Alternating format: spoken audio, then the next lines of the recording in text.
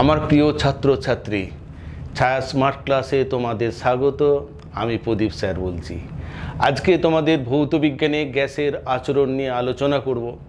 যখন এই অধ্যায়টা নিয়ে আলোচনা করব, তোমরা তখন পাশে দুটো বই রাখবে, ছায়া ভৌত বিজ্ঞান ও পরিবেশ, ছায়া ভৌত বিজ্ঞান ও পরিবেশ শিক্ষক। আমি পড়াবো, বইয়ের সাথে মিলিয়ে নেবে, তোমাদের পড়াটা অনেকটা সহজ হয়ে দাঁড়াবে। আমরা এখন গ্যাসের চাপ ও আয়তন নিয়ে আলোচনা করব। গ্যাসের চাপ কি? দেখো, একটা ফুটবল যদি হাতে ধরে চাপ দাও, চাপ দিলে দেখবে শক্ত অনুভব হচ্ছে। কেন শক্ত অনুভব হচ্ছে? তার ভেতরে কি অন্য কোনো কঠিন জিনিস আছে? তা নেই। কি আছে? না, গ্যাস আছে, বাতাস আছে। তাহলে বাতাসের জন্য এত চাপ কেন, এত শক্ত কেন? না, সেখানে একটা চাপ অনুভব হয়। তাহলে চাপ কি? না, চাপ হলো যে একটা বদ্ধ জায়গার মধ্যে, এই যে ফুটবলটা একটা বদ্ধ জায়গা, একটা বদ্ধ পাত্র হিসেবে তুমি ধরতে পারো এখানেতে। না, এর ভেতরে কি আছে? না, এর ভেতরে বাতাস আছে, বায়ু আছে। তার বায়ুর কণাগুলো কি করছে? না, বায়ুর কণাগুলো কিন্তু স্থির নেই, ওরা এদিক সেদিক ছোটাছুটি করছে। কেমনভাবে ছোটাছুটি করছে? মনে করো কোনো শহরেতে, তোমার নিজের শহর হতে পারে বা কলকাতা শহর হতে পারে, কোনো ব্যস্ততম জায়গা হতে পারে, মেলা হতে পারে। সেসব জায়গায় কী হয়, অনেক লোক ছোটাছুটি করে। এখানেও ঠিক এর ভেতরে যে গ্যাসের অণুগুলো আছে, গ্যাসের অণুগুলো ছোটাছুটি করছে চারদিকে। এই অণুগুলো চারদিকে ছোটাছুটি করতে করতে এই বলের গায়েতে ধাক্কা দিচ্ছে। ধাক্কা দেওয়ার ফলে কি হচ্ছে? না, তার ভরবেগের পরিবর্তন হচ্ছে। যেহেতু একটা বেগ নিয়ে যাচ্ছিল, বেগের পরিবর্তন হচ্ছে। যে ধাক্কা দিচ্ছে, থেমে যে আবার তার পরিবর্তন করছে বেগের। তার নিজস্ব একটা ভরও আছে প্রত্যেকটা গ্যাসের অণুর। তাহলে যে ভরবেগের পরিবর্তন হচ্ছে, ভরবেগের পরিবর্তন হলে কি হয়? না, ভরবেগের পরিবর্তনের হার সেটা কি নির্ণয় করে? না, সেটাকে বল নির্দেশ করে। তাহলে এখানে একটা বল প্রয়োগ করছে। কে বল প্রয়োগ করছে? না, এর ভেতরেতে, বলের ভেতরেতে যে অণুগুলো ছিল, এই দেওয়ালের উপরে যখন ধাক্কা দিচ্ছে, দেওয়াল সঙ্গে সঙ্গে একটা বল প্রয়োগ করছে। যেই বল প্রয়োগ করছে, সঙ্গে সঙ্গে কি করছে? গ্যাসের অণুগুলিও একটা বল প্রয়োগ করছে প্রতিক্রিয়া হিসেবে। তাহলে এই যে বল প্রয়োগ করছে, এই বল প্রয়োগ করার জন্যই কি হলো? সেখানে একটা চাপের সৃষ্টি হচ্ছে। আমরা জানি চাপ কি? না, চাপ হলো বল বাই ক্ষেত্রফল, অর্থাৎ একক ক্ষেত্রফলের ওপর লম্বভাবে যে বল প্রযুক্ত হয় তাকেই বলা হবে কি? না, চাপ। গ্যাসের চাপের সংজ্ঞা হিসেবে আমরা বলতে পারি, কোনো আবদ্ধ পাত্রের দেওয়ালে একক ক্ষেত্রফলের ওপর লম্বভাবে গ্যাসের অণুগুলো যে বল প্রয়োগ করে তাকে গ্যাসের চাপ বলে। এখন আমরা এই চাপ কিভাবে নির্দেশ করা হয়, তার একক কি, সেটা নিয়ে আলোচনা করব। আমরা গ্যাসের চাপ নিয়ে আলোচনা করছি। তাহলে চাপটা কি হলো? না, চাপ হলো কোনো বদ্ধ পাত্রের ভিতরে যে দেওয়াল আছে, সেই দেওয়ালের ওপর লম্বভাবে গ্যাসের অণুগুলো যে বল প্রয়োগ করে একক ক্ষেত্রফলের ওপরেতে, সেটাকেই বলা হবে তার চাপ। তাহলে চাপকে আমরা কি বলতে পারি? চাপকে বলতে পারি কি? না, চাপকে যদি পি দ্বারা লেখা হয়ে থাকে, পি সমান বলতে পারি এফ বাই এ। এফটা কি? না, এফটা হলো বল, এফটা হলো বল, আর এটা কি? না, এটা হলো ক্ষেত্রফল। অর্থাৎ বলকে ক্ষেত্রফল দিয়ে যদি ভাগ করা হয়ে থাকে, ভাগ করলে যেটা পাই সেটাকে বলা হবে চাপ। তাকে বলা হবে চাপ। তাহলে চাপের একক আমরা এখন বের করব। চাপের একক কি? দেখো না, এসআই পদ্ধতিতে চাপের একক হলো newton per metre square. Newton per metre square কেন? না, এই বলের একক এসআই পদ্ধতিতে নিউটন, আর এই ক্ষেত্রফলের একক মিটার স্কোয়ার। তাহলে দুটোকে ভাগ করলে কি হয়? Newton per metre square. এই newton per metre square SI পদ্ধতিতে যে একক আছে এটাকে পাস্কাল বলা হয়ে থাকে। পাস্কালকে কিভাবে লেখা হয়ে থাকে না, একে কি বলা হয়ে থাকে, পাস্কাল। কিভাবে লেখা হয়ে থাকে না, P R A, P A দ্বারা লেখা হয়ে থাকে। বিজ্ঞানী পাস্কালের নামানুসারে এই এককটা স্থির করা হয়েছে। এবার আমরা যদি সিজেস পদ্ধতিতে আলোচনা করি, সিজেস পদ্ধতিতে এককটা কি হবে না, সিজেস পদ্ধতিতে আমরা এককগুলো, বলের একক আর ক্ষেত্রফলের এককগুলো আমরা সিজেস পদ্ধতিতে বসাবো। বলের একক কি না, ডাইন, আর ক্ষেত্রফলের একক কি, সেন্টিমিটার স্কোয়ার। তাহলে সেক্ষেত্রে কি হবে, সিজেস পদ্ধতিতে ডাইন পার সেন্টিমিটার স্কোয়ার। এখন দেখো, এই যে সিজেস পদ্ধতির একক আর এসআই পদ্ধতির একক, এদের মধ্যে সম্পর্কটা কি? এসআই পদ্ধতির একককে আমি বললাম এটা পাস্কাল বলে অভিহিত করা হয়ে থাকে, এইটাই এই নামে ডাকা হয়। তাহলে পাস্কাল, 1 পাস্কাল সমান কি না 10 ডাইন পার সেন্টিমিটার স্কোয়ার। এইটাই হলো চাপের এসআই পদ্ধতি ও সিজেস পদ্ধতির মধ্যে সম্পর্ক। এখন দেখো, আমরা আর একটা একক বার করতে পারি। কি একক না, আয়তনের একক বার করতে পারি। আয়তনের একক, আয়তনকে কি দ্বারা লেখা হয়ে থাকে বলো তো না, আয়তনকে ভি দ্বারা লেখা হয়ে থাকে। আয়তনকে ভি দ্বারা লেখা হয়ে থাকে, এই যে ভি লিখলাম। যদি আমরা সিজেস পদ্ধতিতে নিই তখন সেই ক্ষেত্রে আয়তনের একক হবে সেন্টিমিটার কিউব, আর যদি এসআই পদ্ধতিতে নিই সেই ক্ষেত্রে হবে মিটার কিউব।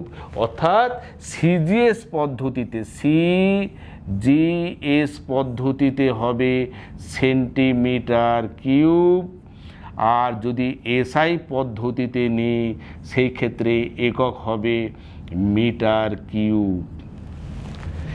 এখন এই যে সেন্টিমিটার কিউব যেটা আমরা বলছি, এর সঙ্গে একটা লিটারের সম্পর্ক আছে। 1 লিটার, এটা খুব ব্যবহারিক একটা একক, এই এককটাও আমাদের খুব প্রচলন আছে। তাহলে 1 লিটার সমান আমরা জানি, দেখো এই সম্পর্কটা মনে রাখবে। 1 লিটার, 1 লিটার, লিটারকে এল দ্বারা লেখা হয়ে থাকে। লিটার শব্দটার আদ্যক্ষর যেহেতু এল, তার জন্য এল দ্বারা লেখা হয়ে থাকে। 1 লিটার সমান 1000 সেন্টিমিটার কিউব। এটাই হলো ওই লিটারের সঙ্গে সেন্টিমিটার কিউবের সম্পর্ক। তাহলে দেখো, আমরা চাপের একক জানতে পেরেছি, আয়তনের একক জানতে পেরেছি। এই এককগুলো নিয়ে আমরা আবার পরবর্তী ক্ষেত্রে বিশদভাবে যাব। এবার এই চাপকে কিভাবে মাপা যায়, পরিমাপ করতে পারা যায়, সেটা নিয়ে আলোচনা করব। বোর্ডে দেখতে পাচ্ছ ছবি, এইটা হলো ম্যানোমিটার।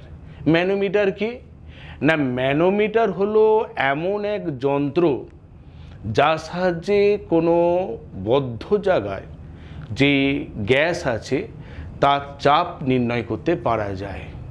যন্ত্রটা খুব সহজ, খুব সরল যন্ত্র। এতে কি থাকে, এখানে একটা ইউ নল থাকে, ইউ টিউব বা ইউ নল, ইউ আকৃতি নল। এই নলের একটা বাহু ছোট আর একটা বাহু বড়। দেখো এখানে এই যে ইউ নল, এখানে দুটো ছবি দেখানো হয়েছে, এখানে একটা ছবি, এখানে একটা ছবি দেখানো হয়েছে। এটা ইউ নল।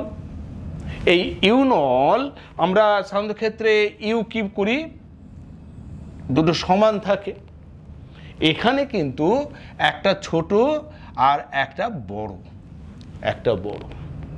এই ইউ নল এখানে আছে, দেখো ইউ নলটা দুটো প্রান্তই খোলা, এই ইউ নলটা দুটো প্রান্তই খোলা। যেটা ছোট বাহু সেটা কোথায় যুক্ত করা থাকে না, যে আবদ্ধ পাত্রের মধ্যে যে গ্যাস আছে যার চাপ আমরা পরিমাপ করতে চাইছি তার সঙ্গে যুক্ত করা থাকে। দেখো এখানে এই যে একটা পাত্র আছে, তার ভেতরে গ্যাস আছে, সে গ্যাসের চাপটা আমরা ধরছি P1, গ্যাসের চাপটা P1। এখন এর সাথে এই পাইপটা যুক্ত করা থাকে, কিন্তু যুক্ত করার আগে এই পাইপের ভিতরে কি রাখা হয় না পাইপের ভিতরে পারদ রাখা হয়ে থাকে। পারদ রাখার পর এটা যুক্ত করা হয়। যুক্ত করার পর দুটো ঘটনা ঘটতে পারে। কি ঘটনা ঘটতে পারে? এই বদ্ধ জায়গার চাপটা যদি বেশি হয়, চাপ বেশি হলে এই দিকে চাপ দেবে, দেখো এই দিকে চাপ দেবে, এই দিকে এসে এইখানে চাপ দেবে, এইখানে চাপ দেবে।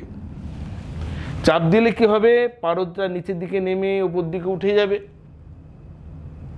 আর একটা ঘটনা ঘটতে পারে, এইখানে এই যেটা পাত্র দেখানো হয়েছে এইখানে চাপ যদি কম থাকে তাহলে কি হবে? এখানে বায়ুমণ্ডলের চাপটা এইখানে বেশি দেবে, এই মুক্ত অংশতে চাপটা দেবে। দেওয়ার ফলে কি হবে? চাপ এই দিকে আসবে, এই পারদের উপরে চাপটা পড়বে। পড়লে কি হবে? পারদটা উপর দিকে উঠে যাবে। এই দুটো ক্ষেত্রেই আমরা কিভাবে চাপটা পরিমাপ করতে পারা যায় হিসেব করব। আমরা প্রথম এই ক্ষেত্রে আসি। দেখো, এটা করতে গেলে আমরা একটা ছোট উদাহরণ দেখব। কি উদাহরণ? দেখো, যেমন মনে করো একটা তুলা পাত্র বা তুলা যন্ত্র যেটা আমরা ব্যবহার করি। তুলা যন্ত্রে কি থাকে না উপরে থাকে তুলা দণ্ড আর এখানে থাকে তুলা পাত্র। এই তুলা যন্ত্রেতে যখন দেখো এই যে তুলা দণ্ডর নিচে এখানে একটা পাত্র আছে, এখানে একটা পাত্র আছে, একটা পাত্রেতে সবজি আছে বা মাছ আছে বা অন্য কিছু রয়েছে, আর এখানে রয়েছে বাটখারা। যদি সবজির পরিমাণ বেশি হয়, অর্থাৎ এর যদি ভর বেশি হয়, তাহলে সেক্ষেত্রে কী হয় বলো তো? অর্থাৎ বাটখারার তুলনায় যদি সবজির পরিমাণ বেশি হয় সেই ক্ষেত্রে এটা নিচের দিকে নেমে আসবে। নেমে আসার বৈশিষ্ট্য কি? এর কারণটা কি না কারণ হলো সবজির ভর বেশি। এখন দেখো, যদি বাটখারার ভরটা বেশি থাকে সবজির ভরটা কম থাকে সেক্ষেত্রে দণ্ডটা এই দিকে ঝুঁকে যাবে, অর্থাৎ বাটখারার দিকে ঝুঁকে যাবে। এবার দেখো, এই সবজি আর বাটখারা উভয়েরই ভর যদি সমান হয় সেক্ষেত্রে কি হবে বলো তো? সমান হবে। আমরা ঠিক এইটাকে ঠিক ব্যালেন্স অবস্থায় দেখে নেব কিভাবে হিসেবটা করতে পারা যায়। এই উদাহরণটাকে তোমরা মাথায় রাখলেই কিন্তু এখানে হিসেব করাটা সুবিধা হবে। দেখো, আমরা প্রথম ক্ষেত্রে দেখছি এই পাত্রের ভিতরে যে বায়ু আছে, যে গ্যাস আছে, এর চাপটা বেশি। চাপ বেশির ফলে কি হয়েছে? যখনই ম্যানোমিটারটা যুক্ত করা হচ্ছে, ম্যানোমিটার যুক্ত করার সঙ্গে সঙ্গে কি হচ্ছে? এখানে দেখো চাপ দিচ্ছে, চাপ দিয়ে এইটাকে উপর দিকে তুলে দিয়েছে। কাকে তুলেছে? না পারদটাকে তুলে দিয়েছে। এবার দেখো, তাহলে পারদের দুটো প্রান্ত লক্ষ্য করো। এটার এ বিন্দু আর এখানে একটা ওপরের একটা বিন্দু। এখন নিম্ন বিন্দুটাকে সোজাসুজি একটা লাইন টানো, এইদিকে সোজাসুজি একটা লাইন টানো। এইটা যেন দাঁড়িপাল্লা অবস্থায় রয়েছে। বাটখারা সোজা এই অবস্থায় রয়েছে। তাহলে এখানে দেখো দু প্রান্তে কে আছে না এইখানে আছে এই পারদ প্লাস এখানে বায়ুমণ্ডলীয় চাপ। এখানে দুটো জিনিস আছে। আর এখানে কে আছে বলো তো? এখানে শুধু আছে এখানকার যে গ্যাস আছে তার এখানকার চাপ। তার দুটোকে যদি আমরা ব্যালেন্স করি তাহলে এখানকার ইজিক্যাল টু চাপ ইজিক্যাল টু এখানকার চাপটা যদি সমান করি তাহলে এখানে আমরা কি বলতে পারি বলো তো? না P1, এই P1 সমান আমরা বলতে পারি এইটা সমান এইটা। কে কে আছে না এখানে P0 আছে, তাহলে P0 প্লাস এই যে পারদ আছে, কতখানা পারদ আছে না H উচ্চতার পারদ আছে। এই H1 উচ্চতার যে পারদ আছে সেই পারদের জন্য যে চাপটা তৈরি হবে, তাহলে H1 উচ্চতার পারদের জন্য চাপের পরিমাণ কতখানা না সূত্র অনুযায়ী আমরা এখানে বলতে পারি কি H1 D জি।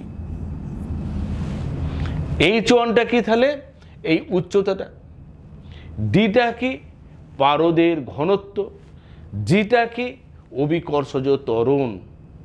তাহলে আমরা এই P1 মানে এখানে যে বদ্ধ পাত্র ছিল তার ভেতরে যে চাপটা এখান থেকে আমরা হিসাব করতে পারলাম। আবার এবার দ্বিতীয় ক্ষেত্রে যাব। দ্বিতীয় ক্ষেত্রে আবার হিসাব করার সময় আবার সেই দাঁড়িপাল্লার কথা কিন্তু মাথায় রাখবে। সমান সমান কোথায় আছে? এখানে দেখো যে এই পাত্রের সঙ্গে ম্যানোমিটারটা যুক্ত করা হয়েছে, যুক্ত করার সঙ্গে সঙ্গে দেখা গেল কি পারদটা এই দিকে উঠে গেছে।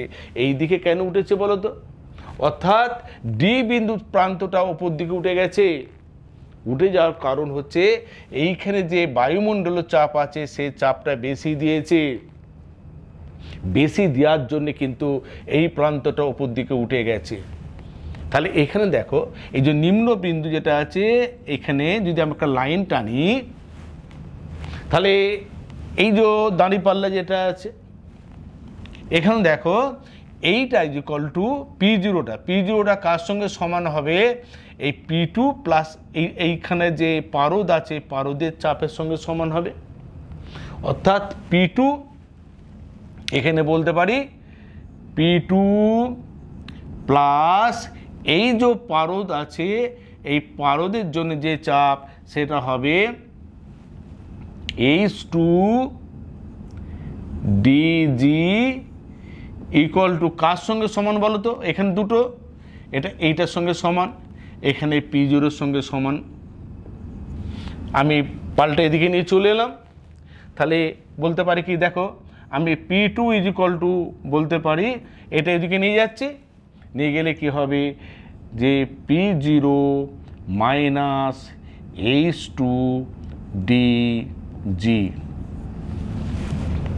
অর্থাৎ এই ক্ষেত্রে যে চাপের পরিমাণ সেই চাপের পরিমাণ হবে P2 সমান P0 মানে বায়ুমণ্ডলীয় চাপ minus H2 dg। H2 dg হলো এই যে পারদ আছে পারদের জন্য চাপ, যেখানে H2 হচ্ছে এই পারদের পার্থক্য, দুটো বাহুর মধ্যে পারদের পার্থক্য, সেই দূরত্বটা। আর ডিটা কি? এর ঘনত্ব। জিটা হলো অভিকর্ষজ ত্বরণ। তাহলে এইভাবে আমরা গ্যাসের চাপ আমরা নির্ণয় করতে পারি। এই ম্যানোমিটার এটাকে অনেক সময় বলা হয়ে থাকে চাপ গেজ। চাপ গেজ কেন বলা হয়ে থাকে? না, এটা একটা মানক, এটা একটা স্ট্যান্ডার্ড ভাবে পরিমাপ করা হয়ে থাকে বলে এইটাকে আমরা অনেক সময় চাপ গেজ বলা হয়ে থাকে, বা সহজ কথা আমরা ম্যানোমিটার বলে থাকি। তাহলে আমরা কি জানতে পারলাম আজকে ক্লাসে জানতে পারলাম যে বায়ু কেন বা বাতাস কেন চাপ দেয়, তার একক কি, আয়তন কি, আয়তনের একক কি, এই চাপকে কিভাবে পরিমাপ করতে পারা যায়, কার সাহায্যে পরিমাপ করতে পারা যায়, এই সম্পর্কে আমরা আজকে জানতে পারলাম। ভৌত বিজ্ঞানের বিভিন্ন বিষয়ের ভিডিওগুলি দেখার জন্য ছায়া প্রকাশনের ইউটিউব চ্যানেল সাবস্ক্রাইব করো। যদি ভালো লাগে লাইক ও শেয়ার করো। লেটেস্ট ভিডিওগুলির নোটিফিকেশন পেতে বেল আইকনে ক্লিক করো।